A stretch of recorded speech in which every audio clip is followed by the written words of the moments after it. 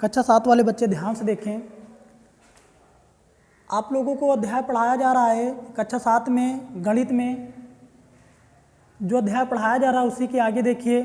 यहाँ पर आपने पिछले वीडियो में देखा वहाँ पर कि समपूरक ऋजुरेखीय कोण क्या होता है, आसन्न कोण क्या होता है। ऋजुरेखीय कोण की बात तो नहीं की है वहाँ पर। ऋजुरेखीय कोण मतलब वही है आपका सरल रेखीय। तो आप लोगों ने ये सारी चीज़ें देख लिया है और आज आप वीडियो में देखेंगे कि शीर्षाभिमुख कोण क्या होता है, कोटिपूरक कोण क्या होता है और समपूरक कोण क्या होता है। तो यहाँ पर देखिए शीर्षाभिमुख कोण क्या होता है, आप इसको कैसे पहचानेंगे।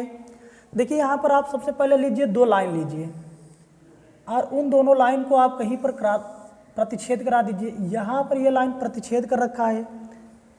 एक लाइन मान लेते हैं अगर हमारे पास ए बी है और दूसरी लाइन हमारे पास सी डी है। अगर हमने कहा कि ये लाइन बिंदु ओ पर प्रतिच्छेद कर दिया है, ये लाइन बिंदु ओ पर प्रतिच्छेद कर रखा है, तो आप यहाँ देखे रहेंगे एक भाग आपका ये वाला बन रहा है, इसको मान लो 1, इसे कह दीजिए कोण 2, इसे कह दीजिए 3 और इसे कह दीजिए आप 4।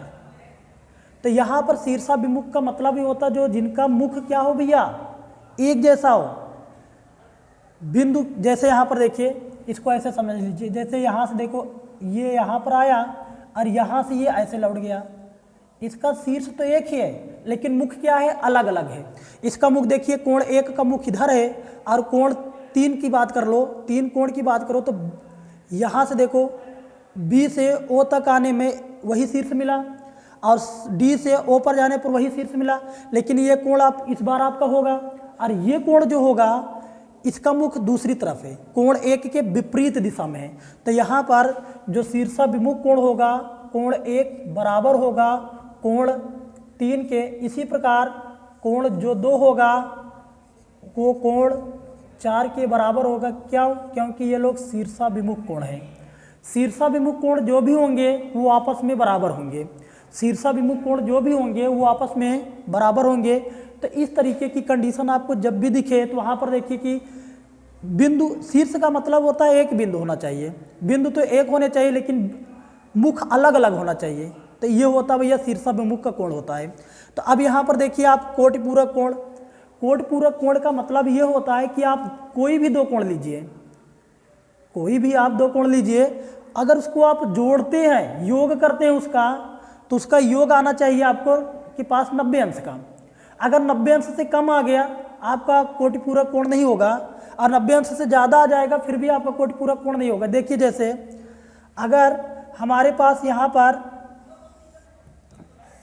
ये, अगर हम इसकी बात कर ले, ये हमारे पास ये वाला कोण 35 डिग्री का हो जाए और ये वाला कोण 55 डिग्री का हो जाए। अब देखिए यहाँ पर अगर इसको हम कह दें ये हमारे पास O हो जाए, ये A B और यहाँ पर हो गया C। तो यहाँ पर भैया देखिए आपको दिखने के लिए मिल रहा होगा कि आसन्न कोण भी दिख रहा होगा, इसके अलावा कोण युग्म भी आपको दिख रहा होगा। लेकिन यहाँ पर रैखिक युग्म आपको नहीं मिलेगा। रैखिक युग्म इसलिए नहीं मिलेगा क्योंकि रैखिक युग्म के लिए यहाँ पर कोण 180 अंश का होना चाहिए लेकिन ये हो नहीं पाएगा।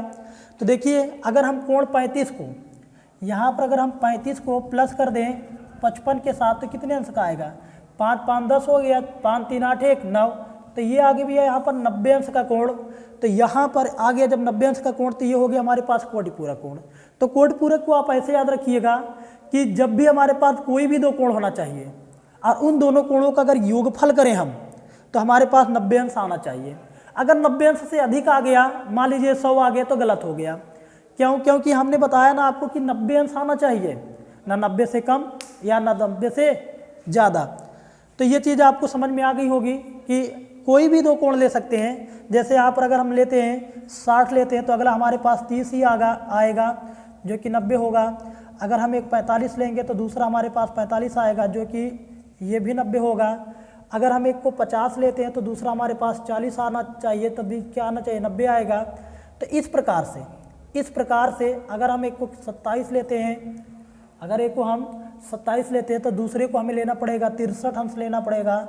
7 3 10 के 0 हासिल 1 4 4 6 2 8 1 ना, इस तरीके से मतलब कोई भी जो डिग्री के कोण आएंगे कोई भी 2 डिग्री का कोण आना चाहिए, लेकिन उसका सम यानी योगफल 90 अंश आ जाएगा तो वो आ जाएगा कोटिपूरक कोण। मान लीजिए आपके पास एक कोण दे रखा है, उसने कहा भाई आपके पास 20 अंश का एक कोण है, इसका दूसरा कोटिपूरक कोण बताइए। अगर कह दिया उसने कि 20 अंश का एक कोण आपके पास है, दूसरा आप उसका कोटिपूरक कोण बताइए, तो उसके लिए आप क्या करेंगे कि 90 में से 20 को घटाकर बता देंगे, आगे भैया 70, क्योंकि आपको मालूम है कि 2 कोणों की योगफल कितना आना चाहिए 90, तो एक अगर 20 है तो दूसरा 70 आना चाहिए ना। तो यहाँ पर आ गया संपूरक कोण। अब अगला देखिए, संपूरक कोण हो गया। अब संपूरक का मतलब क्या होता है, ये आपका एक ऋज रेखीय हो गया, ऋज कोण हो गया, और इसमें रैखिक युग्म बनेंगे। अब यहाँ पर इसमें अगर हम बात कर लें 2 कोण, कोई भी हम 2 कोण लेंगे, ए ओ बी, और यहाँ पर हमने सी ले लिया, यहाँ पर कोई भी 2 कोण लेंगे तो उसका योगफल 180 अंश आना चाहिए। जैसे मान लीजिए अगर ये हमारे पास 1 डिग्री का कोण है, ये बी हो जाए, और इन दोनों का योग हम पूछे कितना आना चाहिए, तो ए प्लस बी बराबर 180 डिग्री। ये संपूरक कोण में जब भी आप संपूरक कोण निकालेंगे तो वहाँ पर होना चाहिए कि 2 कोणों का योगफल 180 डिग्री होना चाहिए। अगर 180 डिग्री से कम आया गलत हो जाएगा, 180 डिग्री से ज़्यादा आया गलत हो जाएगा। तो समपूरक कोण को आपको याद रखना पड़ेगा कि 2 कोणों का योगफल 180 अंश होना चाहिए। तो इस प्रकार से आपको शीर्षाभिमुख कोण, कोटिपूरक कोण, संपूरक कोण समझा दिया गया। अब देखिए एक्सरसाइज में देखते हैं क्या दिया हुआ है, एक्सरसाइज देखते हैं, तब तक इसको आप नोट कर लीजिए।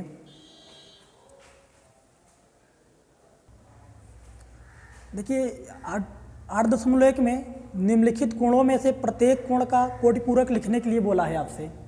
तो आपको अभी पढ़ा है कि कोटिपूरक कोण क्या है। कोटिपूरक कोण का मतलब है कि 2 कोणों का योगफल 90 अंश होना चाहिए।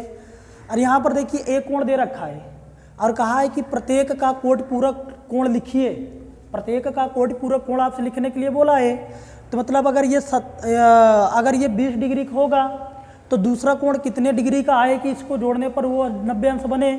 तो यहाँ पर आप दूसरे कोण की मान लीजिए यहाँ पर आपका 20 हो गया और दूसरा कोण आपका बी हो जाए या x डिग्री हो जाए। ऐसे कर लीजिए कि आप मान लीजिए x डिग्री है तो यहाँ पर कितना आएगा 90। तो यहाँ पर हो जाएगा x बराबर 90 में से अगर हम 20 को घटा देंगे तो यहाँ पर आ जाएगा 70 डिग्री। मतलब दूसरा जो कोण होगा आपके पास, जो दूसरा कोण होगा कोटिपूरक, वो 70 डिग्री का होगा। इसी प्रकार इसमें देखिए अगर एक कोण आपके पास 25 डिग्री का है तो दूसरा अगर x होगा तो यहाँ पर आ जाएगा 90 आना चाहिए, 90 आना चाहिए। तो यक्स आपका दूसरा कोण होगा जो हमसे पूछा है लिखने के लिए। तो यहाँ पर 25 प्लस x बराबर 90 डिग्री हो गया। अब इसे सॉल्व कर लेते हैं तो x बराबर 90 माइनस 25। अब यहाँ पर घटा दीजिए और घटाने पर आपको पता चल जाएगा कितने डिग्री का कोण बना है। तो ये आ गया भैया आपका 65, ये आ गया आपका 65। 10 में से 5 घटाने पर 5 आ जाएगा, यहाँ पर 8 बचेगा, 2 घटाएंगे तो 6 आ जाएगा, ये आ गया 65 डिग्री। तो ये 3 क्वेश्चन आप कीजिए अपने से, ये 3 क्वेश्चन अपने से कीजिए कि 55 में हम क्या जोड़ दें या 90 में से 55 को घटाकर बताएंगे कितने अंश का कोण आएगा, वही दूसरा हो जाएगा। 68 घटा दीजिए।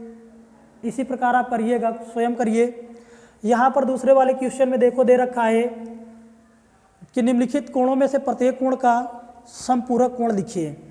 तो समपूरक कोण लिखने के लिए कहा है, आपको मालूम है कि समपूरक कोण का मतलब ये होता है कि 2 कोणों के योगफल 180 डिग्री होना चाहिए। तो यहाँ पर आपको एक कोण पता है, दूसरा कोण आपको निकालना है।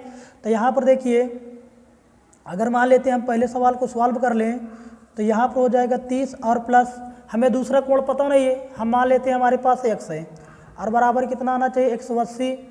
यहाँ पर हम इसको क्या कर ले, घटा ले, x बराबर 180 माइनस 30।